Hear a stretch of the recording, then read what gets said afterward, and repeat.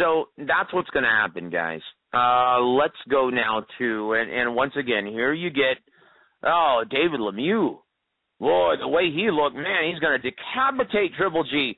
Triple G's finally going to get tested, and you guys will see that I've been right the whole time. Golovkin's a product of hype. He's nothing but a bum. He's been fighting nothing but bums, and he's going to get exposed. Come on, guys. Come on. And it's amazing. These fight fans, they always use the logic of resume, right? Well, who's he fought? Okay, well, dude, you can't penalize a guy for being an avoided fighter. Who's he fought? Well, dude, is that his fault? Or is that the fault of every other middleweight who's too chicken shit to get in the ring with him? Whose fault is that? You can't penalize a fighter for not being able to get the other marquee names in the ring with him, right? Right. So they're just assuming that he's a bum and he's a product of hype because of a hypothetical based on who he hasn't fought yet. So in other words, they really don't know. They're just guessing. Okay, they don't look at the half glass full part of that equation that says, well, he must be a badass if no one wants to get in the ring with him. Why don't they make that connection? Because I tell you what, and it's funny how these fans they claim to have figured this out already.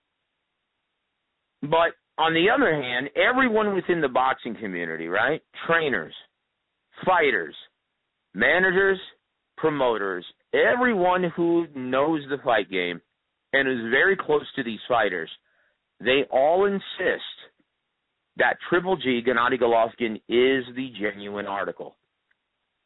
So I guess all of the detractors and fans, they know better than everyone within the industry, right?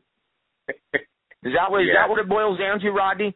Now, guys, let's talk about something that we can actually see in the ring, because no one, and I ask people, well, why do you think he's a product of hype? What do you see?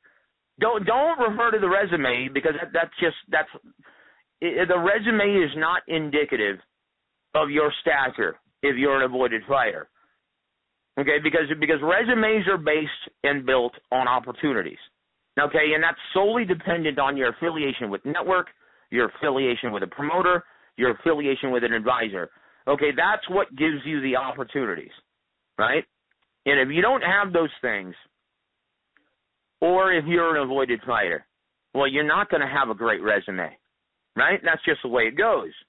And anyone who's been in the business understands that. So let's look at something that we can point to in the ring, Rodney. Right?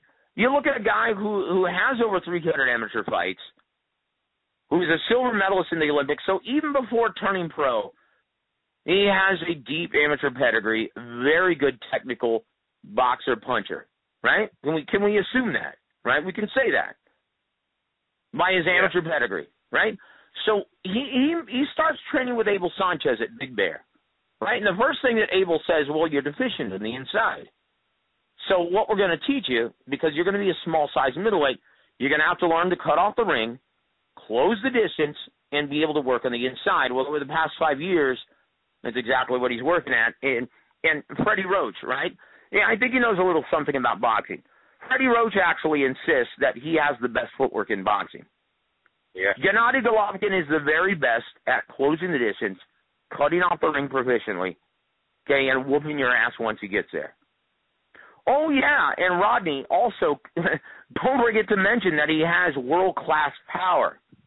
All right? So if this guy is a hype job, please tell me where, because I'm not seeing it. Yeah. You know, what you have with a guy who does so many things right, okay? Very technical. I mean, and you can see it. It's not hard if you're just looking at it, just being totally objective, you know, and not even having a dog in the race. You can look at it and say, man, this guy does a lot of things well. Cuts off the ring, massive power, sells tickets too. Okay? You know, shows respect to his opponent.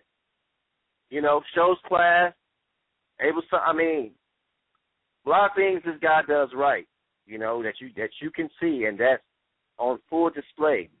As far as, look, if a guy don't want to face him or, refuse to get in the ring or they can't get the financials to come together, well, I'm not for certain that's Triple G's fault. But what I do know is up until this point, he goes out there, takes care of business in impressive-like fashion. And that's what I want to focus on, because at the end of the day, well, that's all we can do is focus on his last opponent and his previous opponent.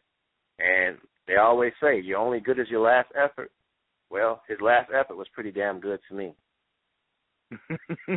And guys, keep in mind, this was against a guy who is considered to be another avoided fighter in the middleweight division, someone who's probably a stylistic nightmare for most fighters at 160, and that's Willie Monroe Jr.